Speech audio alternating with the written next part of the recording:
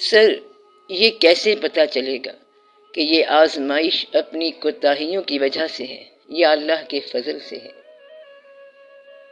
غریبی کے بارے میں فرمان ہے کہ غریبی اللہ کے قریب کرتی ہے، اور غریب ہم میں سے ہیں اور ہمیں بہت عزیز ہیں۔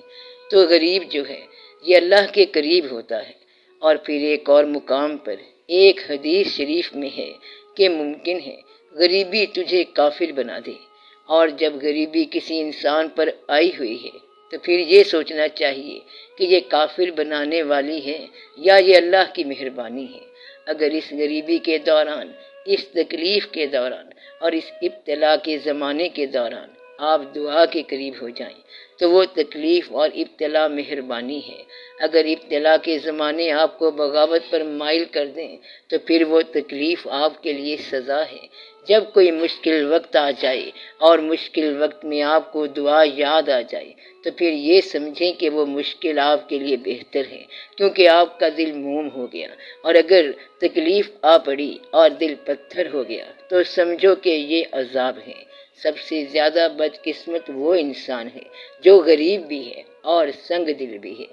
غریب کو نرم دل ہونا چاہیے، اور وہ اگر غریب ہے تو اللہ کے قریب ہوگا اور اللہ کے حبیب پاک صلی اللہ علیہ وآلہ وسلم کے قریب ہوگا۔ جب یہ صورت ہو تو پھر انسان کہتا ہے کہ ہر چہرے میں آتی ہے نظر یار کی صورت، احباب کی صورت ہو کے اغیار کی صورت۔ جس آنکھ نے دیکھا تجھے اس آنکھ کو دیکھوں، ہے اس کے سوا کیا تیرے دیدار کی صورت۔ تو دیدار کی لازمی صورت ہے کہ دیکھنے والے کو دیکھو اور اس طرح دیکھتے جاؤ، مگر زبان بند رکھو۔ حضور پاک صلی اللہ علیہ وآلہ وسلم کا فرمان ہے کہ جس نے مجھے دیکھا اس نے اللہ کو دیکھا، تو جس نے ان کے دیکھنے والوں کو دیکھا اس نے ان کو دیکھا۔ تو دیکھنے کا یہی ایک اصول ہے کہ دیکھنے والے کے دیکھنے والے کو دیکھو۔ اگر ایسا شخص کہیں مل گیا تو آپ اسے دیکھتے ہی چلے جاؤ۔ اس شخص کے لیے اب نہ کوئی سوال رہ گیا اور نہ کوئی جواب رہ گیا۔ ایسے میں سوال جواب پیچھے رہ جاتے ہیں۔ ہم ان کے پاس گئے حرف آرزو بن کے، حریم ناز میں پہنچے تو بے نیاز ہوئے۔ تو جب کسی کو اس محفل میں داخلہ مل جائے تو سوال وہیں کا وہیں رہ جاتا ہے۔ اگر اس سے کہیں کہ کیسے آئے ہو تو وہ کہتا ہے مجھے ہوش ہوتا تو پھر پتہ چلتا کہ کیسے آیا ہوں۔ بس اتنی ساری بات ہے۔ اگر ہوش قائم رہ جائیں تو پھر وہ اور ہے، غیر ہے۔ یہ سب صرف اچھے من کی بات ہے، ورنہ تو کوئی منزل نہیں ہے، کوئی تلاش نہیں ہے، کوئی سفر نہیں ہے اور کوئی شہر نہیں ہے۔ اب میں آپ کو ایک کہانی سنا کر بات ختم کرتا ہوں۔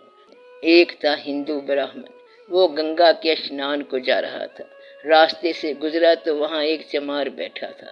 چمار نے پوچھا بابا کدھر جا رہے ہو؟ برہمن نے کہا گنگا اشنان کو جا رہا ہوں۔ اس چمار نے کہا کہ مائی گنگا کو میرا سلام کہنا اور میری طرف سے یہ 1 مائی گنگا کی خدمت میں پیش کر دینا۔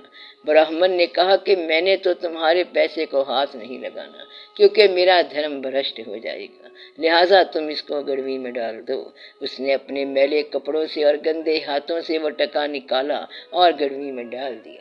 برہمن وہاں گیا اور ٹکا گنگا میں ڈال دیا اور کہا کہ ایک چمار مائی گنگا کو سلام کہتا ہے۔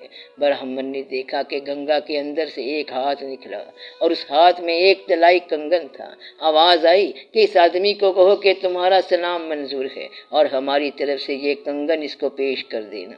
یہ حال دیکھ کر برہمن نہانا بھول گیا اور وہ بھاگا دوڑا چمار کے پاس آیا، کہنے لگا کیا حال ہے مہاراج؟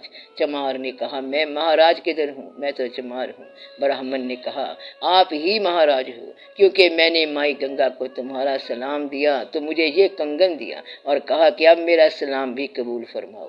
چمار نے کہا کہ اب یہ کنگن تم ہی لے جاؤ، میں نے کیا کرنا ہے، میں سونا تو رکھتا نہیں ہوں اور یہ میرے استعمال میں بھی نہیں ہے، آپ اچھے آدمی ہو۔ آپ اسے لے جاؤ اور استعمال کرو۔ برہمن بھاگا بھاگا گھر گیا اور بیوی کو کنگن دیا۔ وہ بہت خوش ہوئی کہ یہ تو بہت قیمتی چیز ہے مگر ہمارے کام کی نہیں ہے، ایسا کریں کہ یہ آپ راجا کو دے دو۔ اور برہمن نے وہ کنگن راجا کو دیا۔ رانی بہت خوش ہوئی اور اس نے کہا کہ دوسرا کنگن چاہیے۔ راجے نے دوسرے دن برہمن کو بلا لیا اور کہا کہ اس کے ساتھ کا کنگن لا دو ورنہ گردن مار دی جائے گی۔ وہ برہمن بڑا پریشان ہوا اور بھاگا دوڑا، پھر اس چمار کے پاس گیا اور کہا کہ مہاراج وہ راجا تو مجھے قتل کر دے گا۔ راجا نے کہا ہے کہ اس کے ساتھ کا کنگن لاؤ۔ اس نے کہا کہ یہ کیا مشکل ہے؟ جس گدرے پانی کے برتن میں وہ چمڑا رنگتا تھا، چمار نے جیب سے ویسا میلا ٹکا نکالا اور وہ اس میں ڈالا اور کہا من چنگا تو گھر میں ہی گنگا۔ وہیں سے وہ ہاتھ نکلا، وہیں سے کنگن دیا اور پھر غائب ہو گیا۔ تو مقصد یہ ہے کہ من چنگا رکھو تو گھر میں ہی گنگا ہے۔ من چنگا کرو تو سب چنگا ہو جائے گا، پھر قبولیت ہو جائے گی۔ اب دعا کرو، آپ سب دعا کرو کہ اللہ تعالی ہم سب پر رحم فرمائے۔ یا اللہ ہمیں اپنے راستے پر گامزن رکھنا۔ یا اللہ اپنے حبیب پاک صلی اللہ علیہ وآلہ وسلم کی محبت عطا فرما اور ہم پر یہی مہربانی فرما۔ اللہ تعالیٰ آپ کے مسائل حل کرے۔ یا اللہ سب کی مشکلات دور فرما اور ہمارے اندیشوں کو دور فرما۔ یا اللہ ہماری امیدیں پوری فرما، ہمیں نیک مقصد کے لیے استعمال فرما۔